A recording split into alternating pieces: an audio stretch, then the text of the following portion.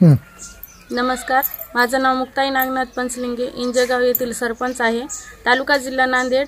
आमच्या इथे गेल्या ऑगस्टमध्ये जे मोठा पाऊस वारा वादळ झालं त्याच्यामध्ये या शांताबाई नावाच्या बाईचं घर उद्ध्वस्त झालेलं आहे। त्या दिवशीपासून ही अख्ख्या गावानं भीक मागून खात आहे। हिला झोपायला बसायला आसरा नाहीये कुठंच। पुन्हा सप्टेंबरमध्ये एक पाऊस झाला तरी सुद्धा शासनाने याची काहीच दखल घेतली नाही। ऑगस्टमध्ये यांचा पंचनामा झालेला आहे, इथं पूर्ण अधिकारी आले होते, मात्र आणखीन सुद्धा यांना शासनाकडून कोणताही लाभ भेटलेला नाहीये। आणि पुन्हा हे आज रोजी म्हणतात की पंचनामाच हरपून टाकून दिले तहसीलमधून।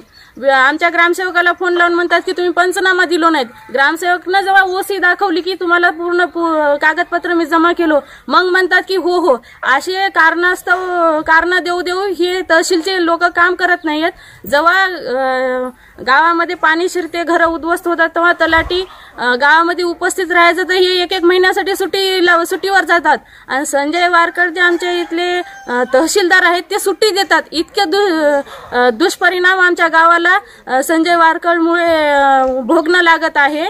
आणि ही बाई मतानी 2 दिवस झाले आता ह्याच घरामध्ये येऊन राहिलेली आहे। पहिला समाज मंदिर मध्ये राहिली, त्याच्यानंतर तिनं शाळेमध्ये काही दिवस राहिली, आणि आता म्हणते की मी मरो वाचो काही हो, मी ह्याच घरात राहणार आहे। आणि मी मेल्याच्या नंतर त्या तहसीलदारापुढे माझं शेव नेऊन टाकून द्या, नाही गेलं तर मग कुठेही फेकून द्या। माझा मी त्या कुठेही राहणार नाही, मी माझ्या घरात राहणार। शासनाजवळ जर निधी असेल, शासनाजवळ जर माझ्यासाठी जर पैसे असतील तर का शासन देत नाही, म्हणून ही आज बिचारी भीक मागून आपल्या पोटाचं निर्वाहन करत आहे। संबंधित या तुमच्या मागण्यासाठी तुम्ही वरिष्ठ कडे तक्रार किंवा मागणीसाठी तुम्ही गेला नाहीत का?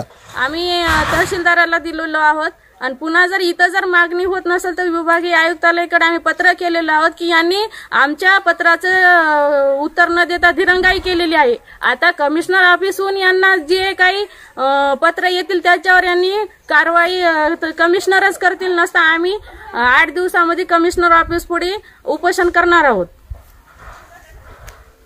आम्हाला इथं लाभलेले आहेत तहसीलदार म्हणून संजय वारकर, आणि त्यांच्या कार्यकाळामध्ये हे असं दुष्परिणाम आमच्या जनतेला भोगावं लागत आहे। हे काल रात्रपासून झालं, डोळा उघडून बघत नाही, त्यांची तब्येत खराब झालेली आहे।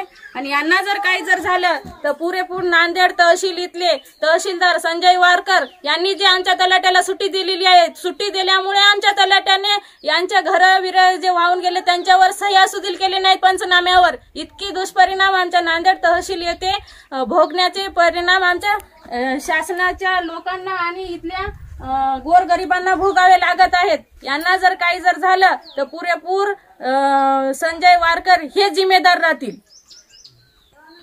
आणि ही जी महिला आहे आपल्या पतीचं पोट आणि हिचं पोट भरण्यासाठी अख्ख्या गावामध्ये 2 महिने झालं भीक मागून खात आहे। इतकं वाईट परिस्थिती नांदेड तहसील इथले तहसीलदार संजय वारकरने आमच्या गोरगरिबावर आणलेली आहे।